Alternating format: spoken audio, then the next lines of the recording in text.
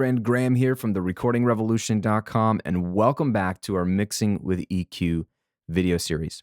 In the last video, we looked at why EQ is simply nothing more than a smart volume knob. And today I want to talk about the most powerful thing you could use an EQ for, and that is to cut frequencies, something called subtractive EQ. The debate lingers, do you focus on boosting or cutting with your EQ? What's better? What's strategic? And it depends on who you ask. Some of my favorite mixers love to do additive EQ, which we'll talk about in the next video. But what I would submit to you is that the most powerful way to use an EQ is to take away the bad, cut the bad out of a track, and your mixes will sound better. And there's two reasons why.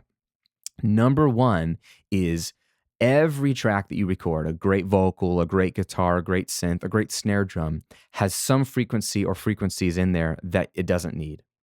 Okay, so there's always, more often than not, something that track does not need. It's not adding to the track. It's only taking away from the good stuff in the track. So there's always going to be some cutting that you're going to need to do somewhere. And number two is the moment you cut a frequency, you free up headroom. Headroom is just that amount of space that you have to work with in your mix. It's a finite amount of space. Some might argue that it's actually infinite, depending on the DAW you're using and the bit depth and the sample rate, all this kind of stuff. There actually is infinite headroom in today's 64-bit applications. But at the end of the day, your audio interface, your converter, has a finite amount of headroom, and we have to pass all our audio through that at some point. And so our goal is to fit all this great sound into a 2-channel stereo pipe. And so headroom is always a battle. You want to have plenty of headroom. You don't want to be crushing your mix bus. So the moment you cut something with an EQ, like here, I've got 2 cuts. You free up space in your mix for other things, which is beautiful. If you do lots of cuts across your mix, then you'll be able to hear what's left better. It's like having a bunch of stuff to look at in a picture, and it's all distracting you from things, and you start to remove things in the picture you don't need through Photoshop, let's say, and then now the person can look at what's left and notice the beautiful things that are left better because you've removed things that don't really add anything to the picture. The same is true for us in audio. If you look at my EQs in this song, I'm going to just select all the EQs. You're going to notice a lot of cuts. 1 cut, 2 cuts, 2 cuts, 2 cuts, 1 cut, 2 cuts, 2 cuts, 1, 2, 3 cuts, 1, 2, 3 cuts, 1 cut, 1 cut, 1 cut, 1, 2 cuts, 1 cut, 2 cuts, and beyond. You're going to see all the way across my mix, I've got usually more cuts than boosts. And this is because I like to take away what's not adding to the track and then free up headroom.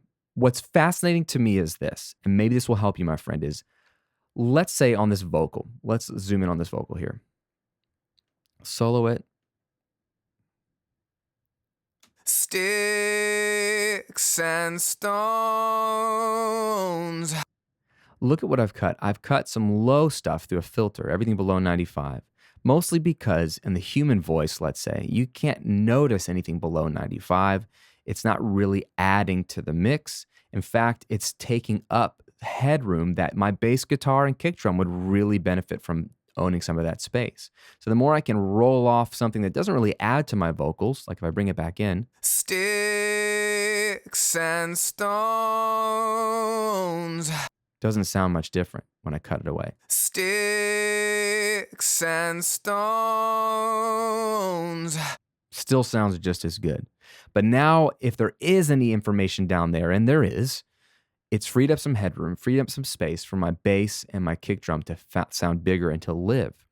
Now, that's a little more subtle. The next one at 328 is more obvious. Take a listen to what this frequency sounds like when I boost it. Sticks and stones are tearing me. That is a frequency that's very common in vocals where it's like very chest heavy. It's sort of like that tone that the mic is picking up near what's coming out of my chest, not out of my voice. Maybe if you're in a boxy room, anything in that 200 to 400 or 500 hertz range can sound potentially really woofy like that.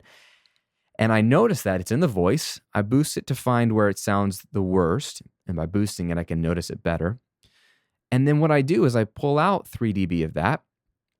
And what's funny about this is if you take away something nasty like that and I take away the low end stuff that's not really benefiting, then it's the same almost to the human ear as me boosting what is left, which is sort of the upper mids. So now the present sound of the vocal, which is really 1K to 5, 6, 7K, becomes more apparent because I've taken away some of the low frequencies. A mid cut is almost the same as a upper boost and a low boost. It has the same effect. So I could just boost a lot in the upper mids and boost some down here, or I could just do a cut at 350 and almost get the same effect. So subtractive EQ is something that I would beat into your head because it'll help you for these two reasons. If you focus on cutting the bad, you'll reveal the good stuff in your tracks easier, that's already there, and you'll free up more headroom in your mix, meaning your mix will get clearer and quieter, which means it'll be much easier to have clarity and sound better at louder volumes than if you just do lots of boosting. You won't be cluttering the headroom. You won't be cluttering your converters at your mix bus or your master fader. Again, this is a philosophy that I have benefited from, and I think your mixes will benefit from it as well. If you focus on cutting the bad rather than always boosting what you want to hear, your mixes will sound clearer. So some application for you today. When you pull up a track, think of the track as what sounds bad about it that I can remove. Always think about that first. What can I take away that isn't adding to the track, but also might be covering up the beautiful parts of the track? If you think about that first and look for 1 to 2 to 3 things you can cut, you will benefit. Whatever's left over will sound better. If you compress it later, it'll sound better. If you do any kind of boosting, it'll sound better because you will have removed the stuff that's not helping, and it'll reveal the better parts of the track, and it puts you at a much better starting point. And all the while, you'll be increasing headroom and getting more space down the line, because if you apply this to 30, 40, 50 tracks, your headroom will increase dramatically, which is great for the overall quality of your mix. That's it for today's video. Again, Graham here at recordingrevolution.com. Subscribe to the videos if they're helpful to you, and leave a comment below and let me know, do you use subtractive EQ? And if so, has it been helpful to you? And if you don't use subtractive EQ, why have you not used it up to this point? On the next video, we're going to talk about additive EQ, boosting, and how it can be helpful to you. So hang tight for that. Thanks for being a part of the Mixing with EQ series. We'll see you on the next video.